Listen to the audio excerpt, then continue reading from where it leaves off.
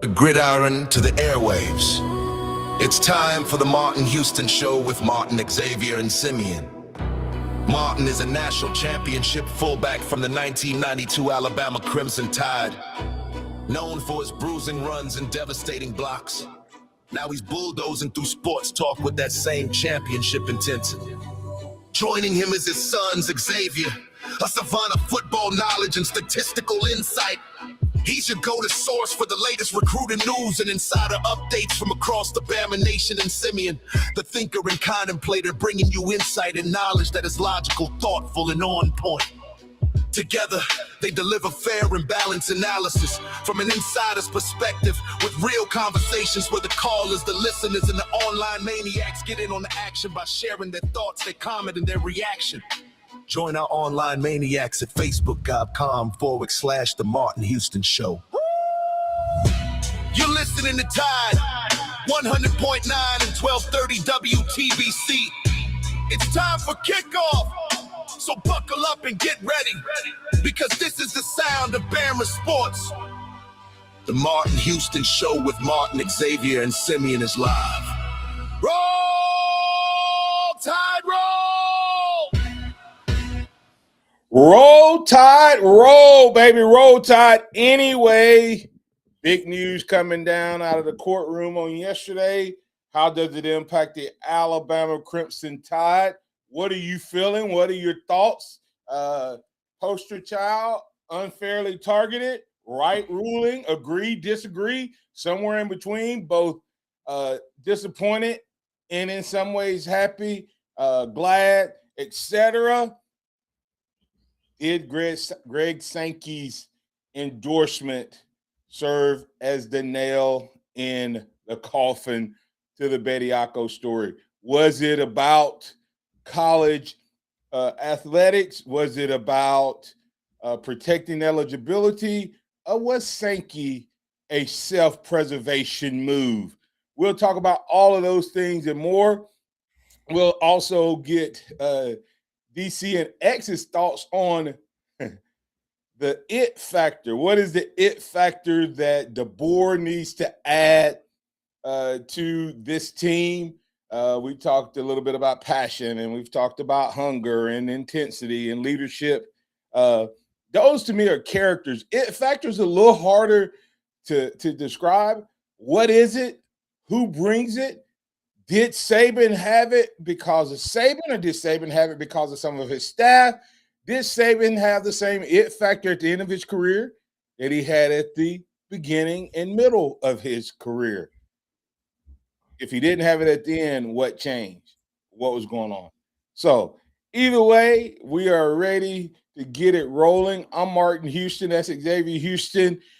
Simeon is probably going to be joining us in a little bit. We also have DC Capstone Report. We'll be bringing those guys in just a moment. Good morning to the maniacs that's already tuned in. The rest of you guys, we welcome you in as well. The hotline is open 205-342-9904, 205-342-9904. That is the hotline.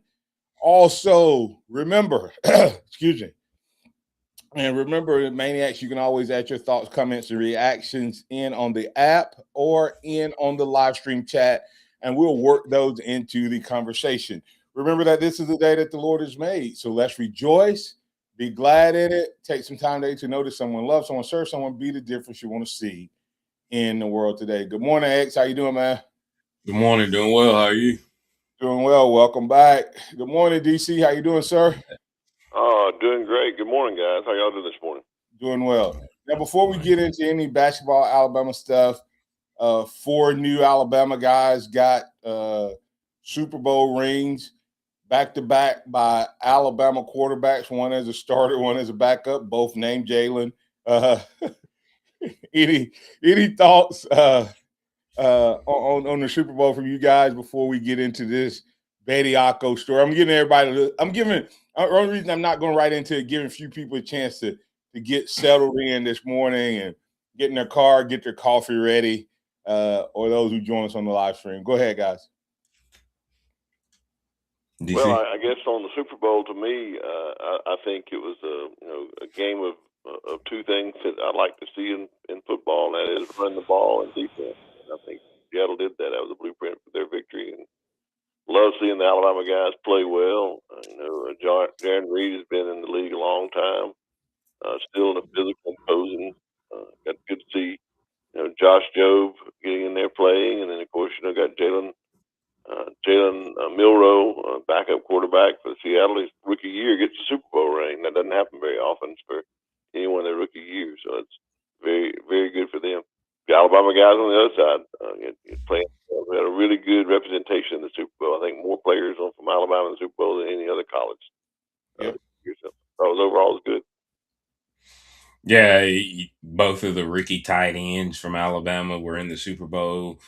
Robbie Oots, of course, winning it. C.J. Dupree, Christian Barmore, and Anthony Jennings rounding out the Bama guys that were in it. So fully locked and loaded. A Bama quarterback 2 years in a row, even though Jalen Milroe was the backup.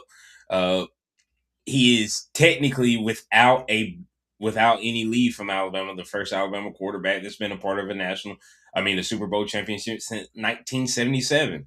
So it was pretty cool. Just little history notes there. It was a game of defense, and it was one heck of a game. Even though there ended up being 4 touchdowns scored in the fourth quarter. Great overall game. And you look at the simple fact that I think the Patriots got a little lucky getting there. I think their path got kind of carved for them with the loss of Bo Nix. I think you definitely see him in the Super Bowl in the Broncos if he doesn't get hurt the week before the AFC Championship game. And Jaron Reed might be one of the first guys, if not the first guy, to win a national championship at the JUCO level, D1 level, and a Super Bowl. So a pretty cool accomplishment for him. He was definitely in an elite category. I when I hear people say stuff that they got lucky, I understand. When you win, they won how many games? 16 games, 17 games? Mm-hmm. You ain't lucky. You're just good. And every team, you can go back and look. The Broncos trailed in of their 13, 14 wins. They trailed in the fourth quarter on like 10 of them. I saw Dallas give them the game. So you could go back and say, I mean, I don't like the Patriots, but I'm also not going to knock the fact that they got to the Super Bowl, because every team that gets to the Super Bowl has a little luck along the way. I mean, it's just does Seattle get home field advantage if Adams isn't hurt? But nobody talks about that. When they played the last regular season, the last game, Adams didn't play for the Rams. So is that so? I know what you're saying, and I've heard that narrative, but I ain't gonna take it away from them. I think and just so you realize, Sam Darnold is the first quarterback from his draft class to win a Super Bowl, and that's the draft class that includes Baker Mayfield, Josh Allen, and Lamar Jackson. Yeah, and he was the one that you get. That I wonder what the Jets think. He would have been considered the second worst out of that first round draft class. Of course, Josh Rosen was out of the league in like 2-3 years. But yeah, he would of the ones that were still currently playing, you would at one point considered him the worst. Yeah, in DC, I have to tie it into Alabama. You look at it and tell me systems and the play callers don't matter. Smith and Jigba, this dude went from awesome rookie. I think he was a rookie of the year candidate, maybe, to a down year to offensive player of the year. And everybody's saying it was Sam Darnold. If he didn't have a rookie year that showed him as explosive and dynamic, then I would agree with that. But this was not a 3-year trajectory. This was a great rookie year, down sophomore year, elite year. And the only difference in those is that this is his third offensive coordinator, and the guy in the second year put him in a different position. Talking about, I agree. Is that what Q Dixon's typing? It's funny seeing Seattle was running the ball in the Super Bowl and thinking about Grubb being fired. I know they have a new quarterback and some new O-linemen, but man, that made Grubb look bad. Yeah, most definitely. And what I was saying was that, it's the blueprint for winning a national championship, I think, too, running the ball and playing great defense. I think, I don't think that I don't think it's anything that you don't already know, that running the ball is important. And I don't think that they did that well under Grubb. And I think after getting rid of him and firing him after one season, they made some changes. They went back and did what they did best: run the ball, play great defense, and that's a good start to a championship program. How long is it before offenses go back to what's always won championships? It hasn't changed. Defense and run game. Show me the offense that's won a championship that wasn't supported by an elite defense and a run game. Yeah. Look at Indiana. I'm talking about any level. But I'm talking about, like, you look at Indiana this year, their defense was really, really good. And then they had two running backs that you could salt a game away with. Right. Look, you go back and look at Tom Brady when his last championship with Tampa Bay. What was it? He had a good running back, and he had an elite defense. It's the same thing that won football when I was playing, before I was playing, since I quit playing, still wins championships. And the question is, can Alabama get back to it? I know that. And listen, I'm not saying you have to run it 100 times. That's not the point. The point is balance. You have your strength and you go with your strength. And if passing is your strength, you go with it. But it has to be supported by a run game and by elite defense. In my opinion, that's the champions. You can go back and look at them over and over and over. And every once in a while, you'll see an anomaly. But it better be a Joe Burrow type anomaly that's record-setting and something that doesn't – just let this sink in. Joe Burrow had almost twice as many yards as the Heisman Trophy winner this year. It's Fernando.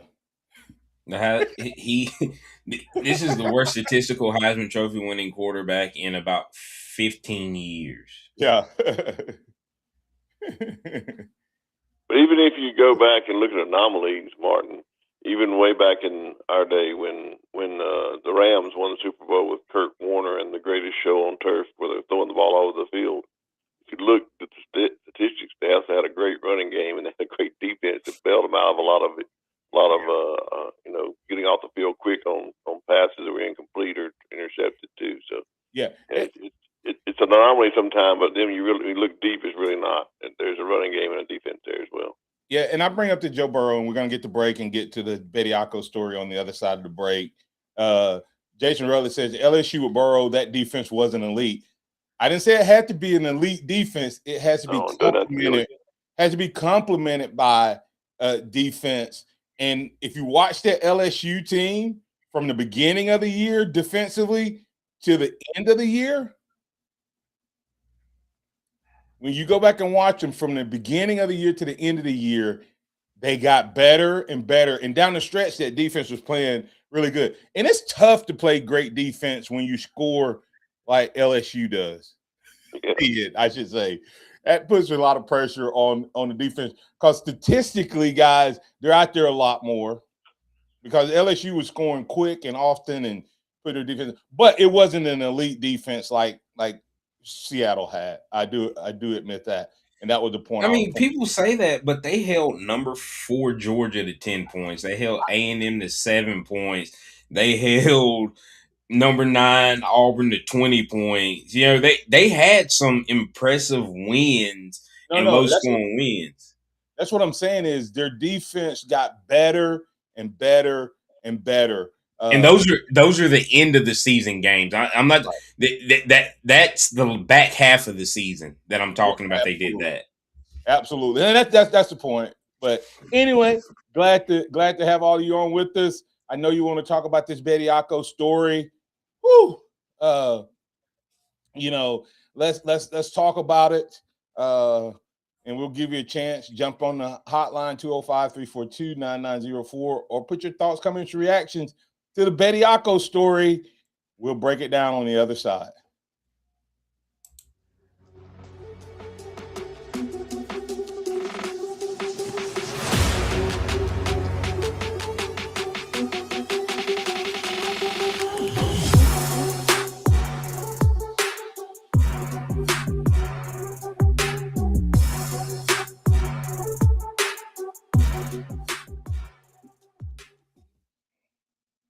Traffic. Tuscaloosa traffic now from the Townsend Nissan Traffic Center. We're looking pretty good around the Tuscaloosa area this Tuesday morning. No major incidents slowing down travel.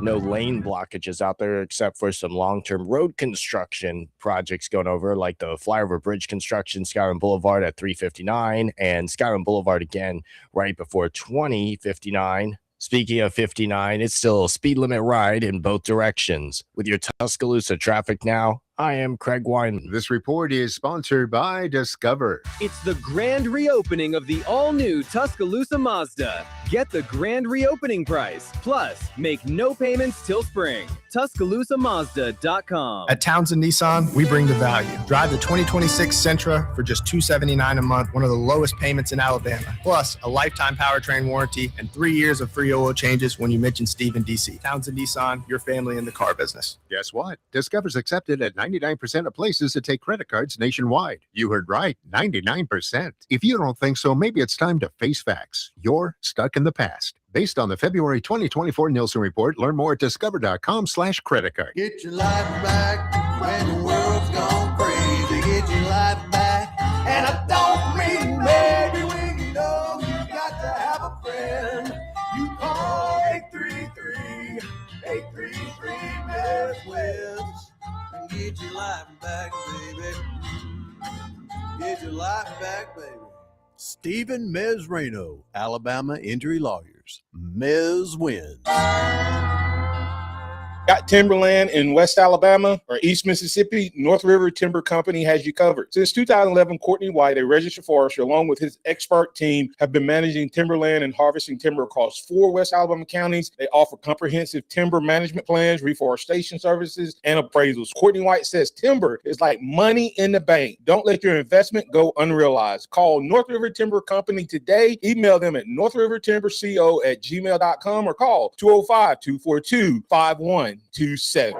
Hey guys, you're guaranteed to make them smile this Valentine's Day with one call to Stephanie's Flowers. They have roses, all kinds of floral arrangements, and fresh cut flowers, stuffed animals, and balloons. They make it easy. Call 345-3074. Tell them what you're looking for and they'll deliver it for you. You can also pick it up at Stephanie's Flowers at 514 Hargrove Road East in Tuscaloosa. Make her smile on Valentine's Day with one call to Stephanie's Flowers. 345-3074. Hey, I'm Martin Houston, and I want to tell you about exciting news happening at Box Eye Care. They've moved to their new location, bringing you a brand new lab, stylish new frames, and a fresh look just for you. Enjoy their expanded frame inventory, competitive prices, and faster service, all with the same great level of service you've come to know and trust. Discover this full-service eye care at Box Eye Care's new location. With their in-house lab, they offer unbeatable value and one of the largest frame collections in town. Schedule your eye exam today and walk out with new glasses in less than an hour in most cases. Visit boxeyecare.com. That's boxeyecare.com or call 205-342-0660. That's 205-342-0660. Visit them at 5003 Oscar Baxter Drive. That's Box Eye Care. Your vision, our priority. Tide 100.9 Tuscaloosa weather. Some dense fog in spots this morning, otherwise partly sunny and very mild today. The high 71. For tonight, increasingly cloudy with the low at 55. Tomorrow, mostly cloudy. We'll have the chance of a few showers during the day. The high 64. I'm James Spann with the Alabama Weather Network on Tide 100.9. It's 46 degrees in Tuscaloosa. Welcome back to the Martin Houston Show, the sound of Bama sports. Your show, your team, on your home for Alabama sports. Tide 100.9 and streaming on the Tide 100.9 app.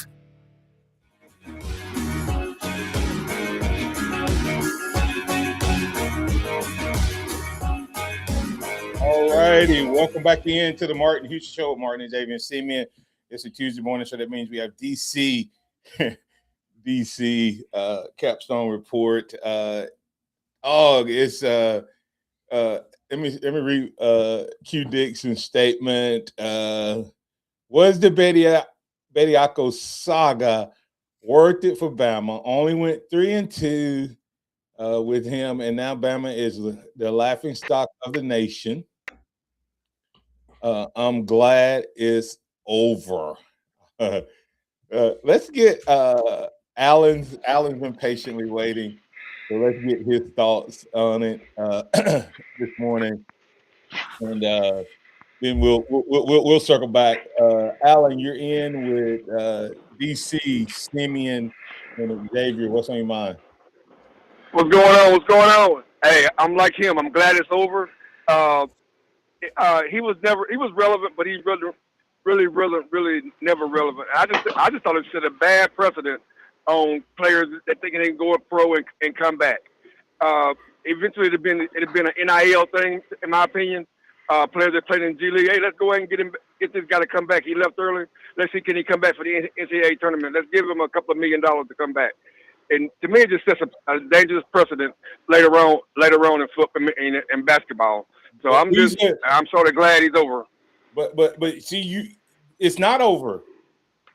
It's not over, Alan. DC, I know you have even more of a legal background to speak to this, but DC, why is it that people don't realize that I've heard anywhere from 30, I've heard somebody say 100, but I think it's 30-something players that have either played G League basketball or professional in the European League. DC, is the only difference that Bediako went to college and left, and all the other ones just bypassed college, but they can come back? Yeah, that's exactly the only difference. Legality, the judge, if you listen to any of the hearing, the judge in this case cornered Bediako's attorneys into admitting that if he ruled in Bediako's favor in this case, it would be the only player that the NCAA has treated the way they treated Bediako, and that is that he came to college first, then left college, and and then tried to come back. All the other, and I think it was documented to be 100 players that at one time or another the NCAA had given a waiver to play collegiate athletics, had either played in a professional league or a European professional league. They did not go to college first. And so that was the actual linchpin as to why the judge ruled against Bediako. That and Greg Sankey's affidavit, of course, was the nail in the coffin. So Alan, do you understand what I understand it now? Yeah. Yeah. So everybody keeps saying, well, now it's not going to be G Leaguers coming back. What they have done, what Bediako did, was bring to light. Now, unfortunately, he's the one. He's not going to get to play, and I have mixed bags, and I'm going to get Xavier and Simeon's DC's them thoughts as well on this. But I wanted to point out to you, teams can still bring players back from the G League. People can. I understand it. I see what you're saying. You're right. People, they just can't be a former college player, which to me is absolutely. The college football, college sports said the following: if you choose me and leave me, I'm gonna treat you like we divorced, and I don't like you. But if you don't choose me, if you tell me no to the prom date, you can come back and get your prom date later, and you get all of it. In other words, Bediako played 2 years, forfeited 3. But if I don't play any and go to the pros or go to the league or go to overseas or go in the G League, I get all my years back. So I got 2 questions for you. So does he get an appeal and maybe come back again? And my second one, and I'll hang up. I got a question about. I want to ask you a question about the Pro Football Hall of Fame. Just a little different. Since you didn't let Belichick in, does that mean Tom Brady has a hard time getting in also? I mean, guys, and we got Sim and I talked about that. To me, you know how they're going to bypass the Tom Brady thing? They're going to say he left. Right, he won with Tampa Bay. That's what they're going to use.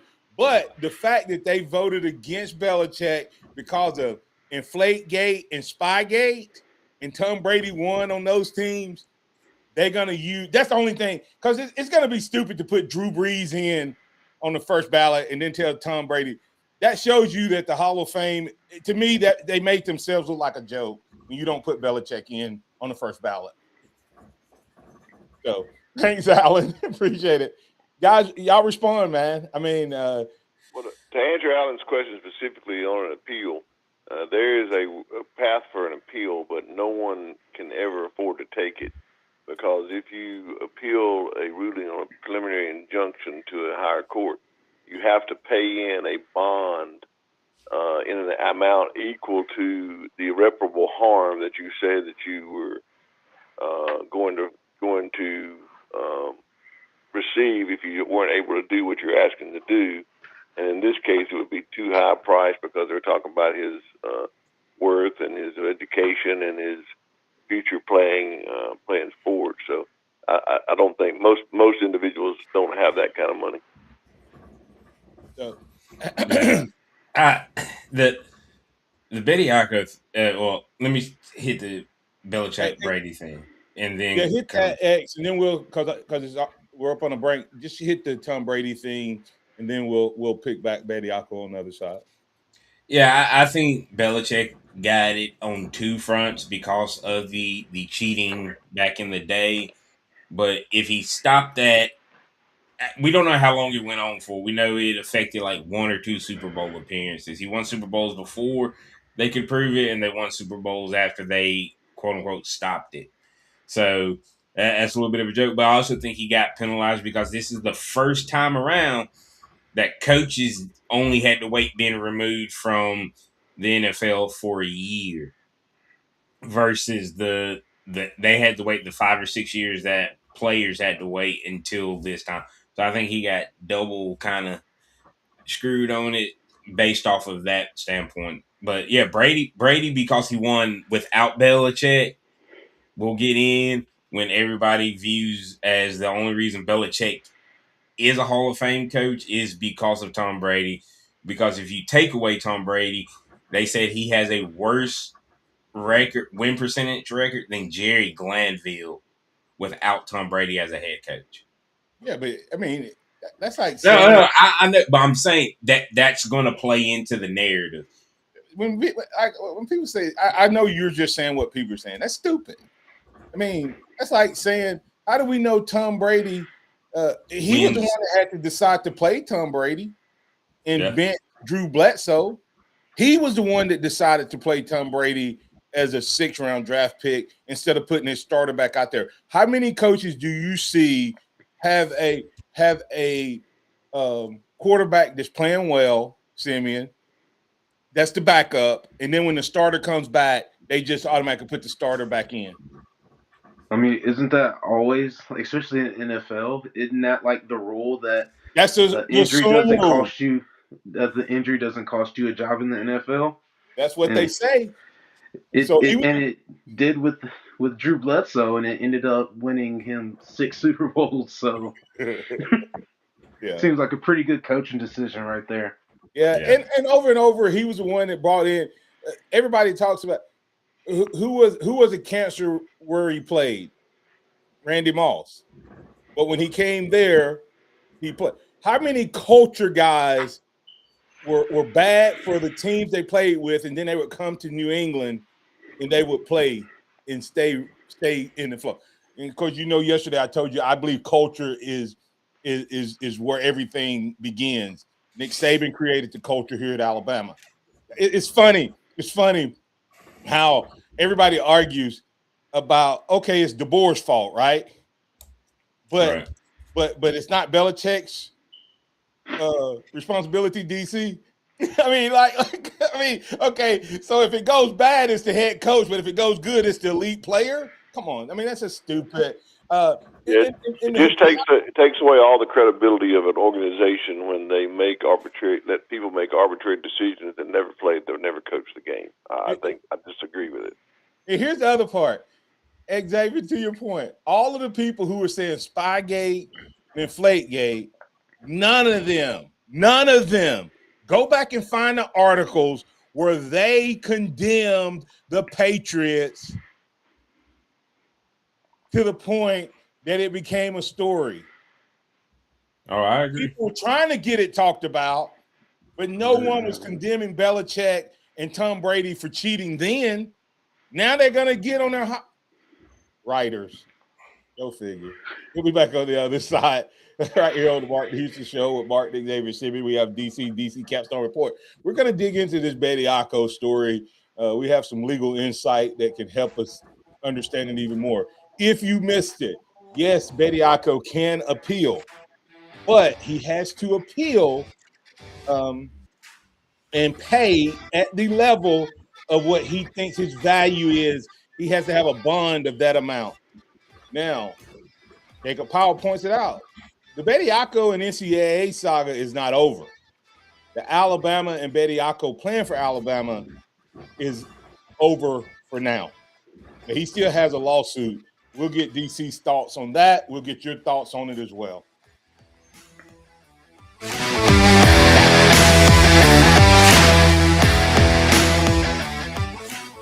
Tide 100.9 traffic. Tuscaloosa traffic now from the Townsend Nissan Traffic Center. We're looking pretty good around the Tuscaloosa area this Tuesday morning. No major incidents slowing down travel. No lane blockages out there except for some long-term road construction projects going over, like the Flyover Bridge construction, Skyrim Boulevard at 359, and Skyrim Boulevard again right before 2059. Speaking of 59, it's still a speed limit ride in both directions. With your Tuscaloosa traffic now, I am Craig Weinman. It's a crime to pay more than one dime down. So get to Tuscaloosa Chrysler Dodge Jeep Ram. Plus, they have acres of certified pre-owned. TuscaloosaCDJR.com.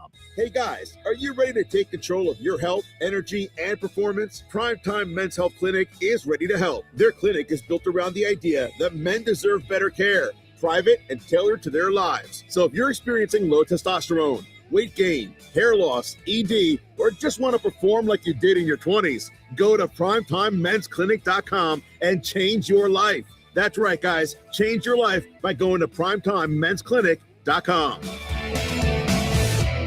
This Valentine's Day, be sure to check out Sue's Flowers on Main Avenue in downtown Northport. They offer impressive fresh bouquets, decadent treats, plush animals, blooming plants, and other romantic surprises. If you're looking for the wow look, call Sue's Flowers for truly original Valentine's Day gifts. Sue's fresh Valentine flower arrangements bloom brighter and will impress her, her friends, her family, and everyone who will see them. Sue's Flowers is sure to have a bouquet she'll love. Call 758-2100 today. The Town Square Media Big Buck Contest is back October 15th through February 10th. There will be an open range division winner, youth division winner, overall winner, and weekly winners. Each winner will receive sponsor prizes. Take your buck to be scored at Hicks Taxidermy on 69 North in Northport, just before Carroll's Creek Baptist Church. Sponsored by Tuscaloosa Tractor, Castaway Fish Co., Crimson Pride Hunting and Fishing, Precision Armory, Junction Grocery, Urbans, Military Surplus R Us, and Adams Heating and Cooling.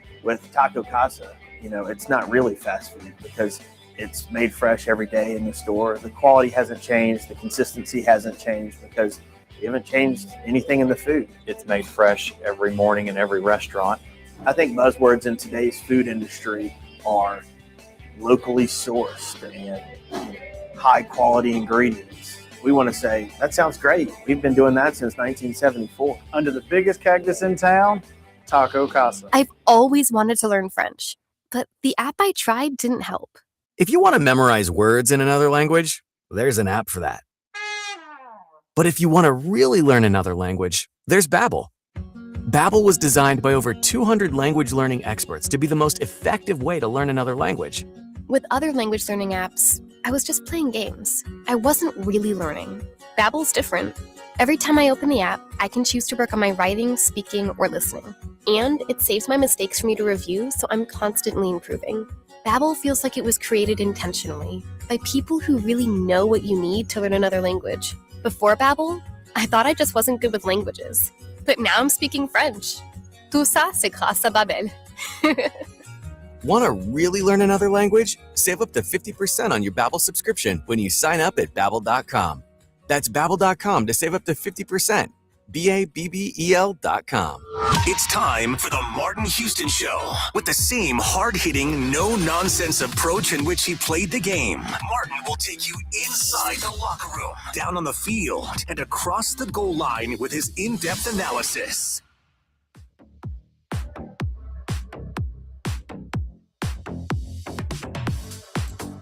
Welcome back into the Martin Houston Show with Martin Xavier, Simeon, DC on with us today.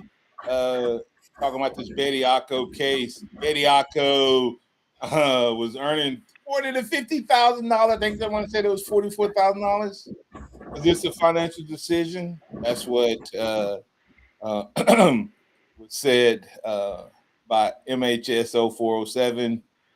Who knows? But DC, kind of, when you look at Bediako and the ruling, I guess the first question is, you don't feel that he will do an appeal, but I guess the next question, DC, becomes, what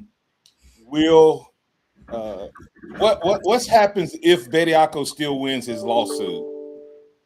Yeah. So this is two separate things here. You got talking about a TRO and a preliminary hearing injunction. These are injunctive relief. They're talking about equitable injunctive relief.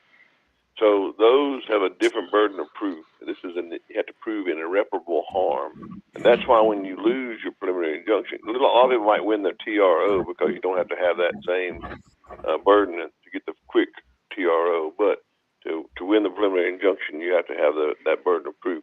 But when you lose the burden of that injunction, it would be easy to go, because you want to get something done immediately. That's what the injunction's for. It would be easy to do an appeal and then stay that order, and you go ahead and do what you want to do, and then hopefully the time's up, and you don't have to worry about winning or losing. But to keep that from happening across the judicial system, the bond issue is brought up. We had to post a bond that if you lose on appeal, you forfeit all that money, and that's why most people never appeal preliminary injunctions. The second part of it is a civil lawsuit against the NCAA, and in that civil lawsuit against the NCAA for their arbitrarily impeding him from making money from his being able to capitalize on his name, image, and likeness in college basketball, then that is a jury verdict before a jury of people where you only have to prove the preponderance of the evidence. You just have to tip the scales in your favor.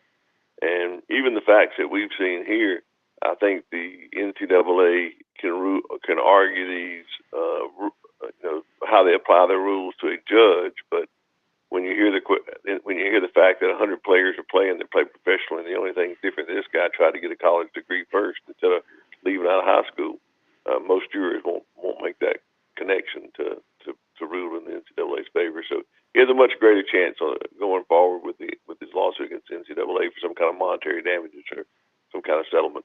Yeah, and he doesn't get eligibility back, correct? He would just get monetary damage at this point, right? Because they would have to overrule it. They would have to overrule another rule because his window of eligibility would be up. I think that's why he got the temporary. I think that's why he got the temporary restraining order. Was because he had the TRO because there was no other remedy that could have fixed it for him, and he didn't have to prove that immediate irreparable harm. He had to wait. That didn't happen to the preliminary injunction, right? Which is permanent. Right. Now here's the other part. X and Simeon.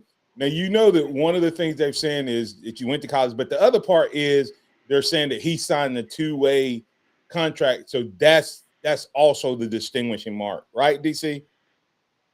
Yeah, they're saying he signed a two-way contract to be able to play in the NBA and the G League. Yes, that's another distinguishing mark as well. Yeah. So here's the question. Y'all remember? You guys don't remember it from being live, but here's the story, and I want y'all to respond. Here's where he wins in front of a jury. Antonio Langham was ruled ineligible for signing a napkin the night of our national championship win. He lost his eligibility because they said you have now signed with a professional agent. Therefore, you are now a professional athlete and no longer a college athlete. That's right. And let that sink in. That was brought up in the hearing as well. In X, Simeon, I get your response. Let that sink in. They're saying that a guy who signs and plays for an organization that calls himself a professional league, whether it's a G League or whether or not it's the NBA or the European League, somebody have to tell me when did declaring the draft. Anyway, respond to the whole a napkin. And now they're saying a guy who played 140 something games is not ineligible. Yeah, that's insane. The whole Langham thing. I didn't realize it was a napkin. I didn't realize it was a napkin. I knew the story of him. Like, I thought it was just a verbal or even, but it doesn't make sense. And then you got, like you said, a guy named James Nunji at Baylor, who is going absolutely horrible for them. I think they've won one game since he's come back. But he plays 140 games at a professional level. But because he didn't sign a two-way contract and didn't go to college first, he's out. Now, don't get me wrong. I think the NCAA had to start somewhere. And maybe this gets everything else looked at. Maybe it doesn't. But at what point were you going to say, hey, once you've made a decision, you have to be an adult making an adult decision and live with those consequences. Because everybody wanted Charles Bediako to come back, and maybe coming back another year would have gotten him drafted, would have gotten him to the NBA, and he'd be playing there now. So it's a lot of things. Yeah, no, I'm kind of feel for Bediako because, like, what's next for him? Does he go back to the G League team that he was just at? Is he? I know he's planning on finishing school. At least that's what Coach Oates said. But is his career over? Do you think another G League team is going to sign him again? I feel like he's been made the scapegoat for, you know, for no necessary reason. And so, from that point, I just feel for Charles. Yeah, I agree in terms of I don't know what's next for him. I don't know how he moves forward, but I think the NCAA. I think this is enough that either way, this case, DC is going to force them to do something because they've created the mess, and one of their legal arguments was if you rule in favor of Bediako, we're going to have to defend cases like this all over the country. Well, so I thought you lost your eligibility when you declared for the draft or you went in the NBA draft. I never knew that there was something about – I thought once you were declared a professional athlete, you could no longer come to college. And there was actions, DC, that made you a pro athlete, and that was signing with an agent, signing or receiving money from someone outside of the umbrella of the NCAA. Okay. Things like that. I thought that's what made you a professional when you were paid for something other than college sports, where college sports allowed you to be paid. So if a professional organization pays you, that's not NIL. Is DC Well, there? you're correct. That's what the NCAA guidelines said when you played ball. But I think if you look, there was a paragraph, the paragraph that you're talking about that hit Langham, Antonio Langham. That actual paragraph, unbeknownst and really kind of below the line of any publicity, was changed, and that came out in the hearing as well. And you'll need to read that. You need to read that paragraph, and one word was changed. It said in Langham's day, in your day, it said shall, forfeit his collegiate rights if he does that. And one word was changed in that when all this started happening with the NIL and the case out of the UCLA basketball player against the NCAA. Kind of in order to help themselves to show in the documents, the paperwork along all those, that they were not this league that didn't have any kind of discretion. They changed that word from shall to may. And so that's where they are able to do what they've done here for these other 100 players and not do it for Charles. Wow. So has this ruling pretty much ruined college? Everybody's talking about think this is going to make it better. Has this ruined college basketball in the NBA? I can't hear anything. Is anybody still there? Yeah. Can you hear us, DC? All right. I'll say that question for DC because we're getting the legal But side. do we? My question is, when we're talking about this, we've also complained so much about how they keep giving guys years of eligibility, especially when we look at the football landscape. Well, Bediako gets denied. Trinidad Chambliss gets denied, even though his is a more screwed up situation because he had that year of eligibility given to him because of being sick. But if we keep doing it, you're going to continue to have 25-year-olds playing college sports. So yeah, are things kind of starting to trend in the right way? Like, 'cause look at Joey Aguilar. Joey Aguilar is trying to get his 8th year after spending 4 years in JUCO. Post high school.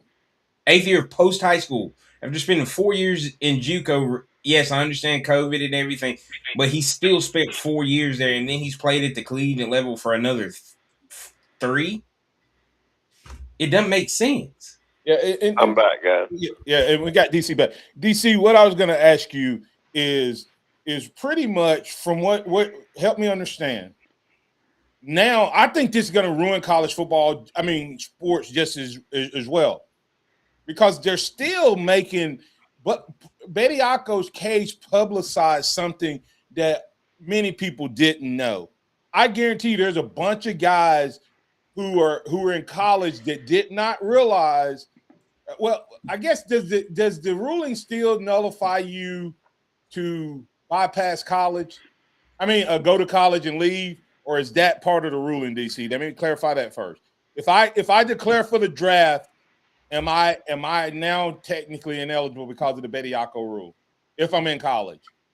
Yeah, I think that this ruling specifically stated by the judge that the one distinguishing factor from Bediako than the other 100 players playing in college today was that he came to college first, and he violated a rule that the NCAA and all of its membership had agreed to, and they applied it. Didn't apply it arbitrarily.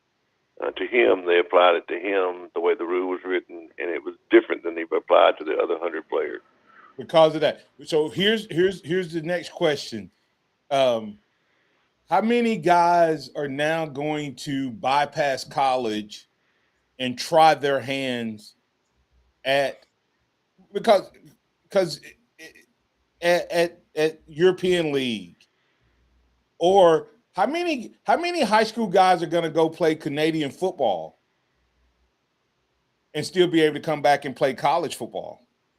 Yeah, because I think it'll affect basketball more than anything, because the NBA allows you to still,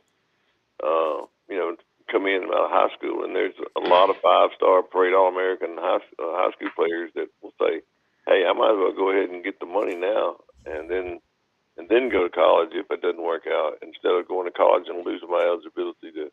That's right. That's the stupidest thing I think. All right. I think it sets up a horrible precedent for high school basketball players going forward. Yeah.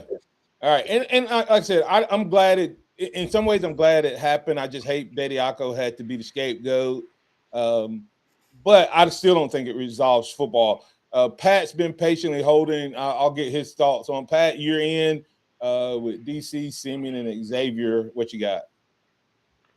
Yeah, I feel bad for Alabama basketball, all that. But hey, what about Scott Huff? Scott Huff leaving Seattle, and they win a Super Bowl.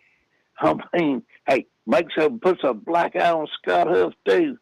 That and Walker was his running back when he was there, and I realized Walker was a little hurt in 24. But hey, sure does make Scott Huff not look so great either. Maybe there was a reason that coach went after Clem instead of waiting on Scott Huff. Well, I don't know that you can say that about Scott Huff, because Scott Huff went to the Rams, and the Rams had 3 of the best tight ends in the country in there, and elevated their quarterback to to MVP. So Huff left, and what Huff did when he left, it was a totally different result, Pat. So I get what you're saying, but I'm not gonna knock Scott Huff until I see Scott Huff go somewhere else and not do it. Scott Huff, I'm gonna put it on the person that was calling the play at Seattle, because when he went somewhere else, he still executed at a high level. So and that was one. I was going to say it. That was one Ryan Grubb. Come on. Yeah. Thanks, Pat. Thanks, Pat. Hey, listen, DC, he's out, and guys, we can get our answers tomorrow to this. DC, Bediako's out. Did it matter? Did it help Alabama? Was it embarrassing? Was it worth it? What's your opinion? Oh, my opinion, first of all, to always start with the young man. I think it was important to the young man. I think Alabama has always had a history, a precedent of helping players do whatever they want to do as far as coming back, getting their degree, playing whenever they can do that. So I don't think that Alabama should be embarrassed by what they did. I don't think it should be any. I mean, the media will bash Alabama for doing it, but I don't think it hurt. I don't think it went 3-2. We didn't go undefeated while we had him, so it's not going to be one of those deals where we did so great with him and we'll do great bad without him. I think it was great to have him. It was great to have him around the program.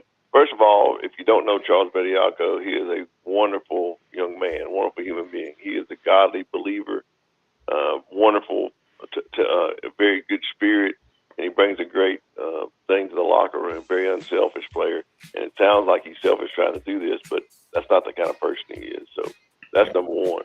Number two, on the team, is it going to make a difference? Absolutely. You can't lose a presence like Bediako and not make a difference. So you're going to have to find a person to fill that void going forward of the voice in the locker room as well as on the court.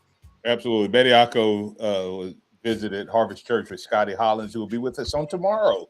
And so hated for him, praying for his future and what God has for him.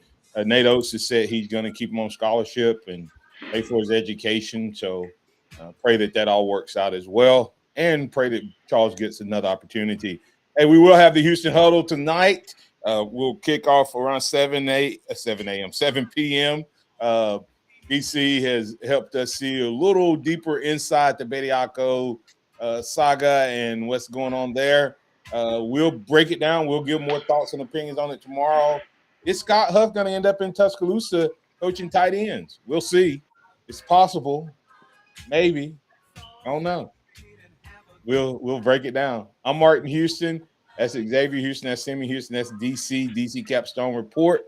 You can find it at dccapstonereport.com. Also on Facebook at DC Capstone Report. Remember this: trust in the Lord always, lean not your own understanding, always acknowledge him, and he will direct your paths. Once again, we'll be back tomorrow, same bat time, same bat channel for the Martin Houston Show with Martin, Xavier, and Simeon, and the Houston Huddle tonight on all the live streaming platforms. Like, follow, and share. 7 o'clock, we'll be kicking off. Hold tight, everybody.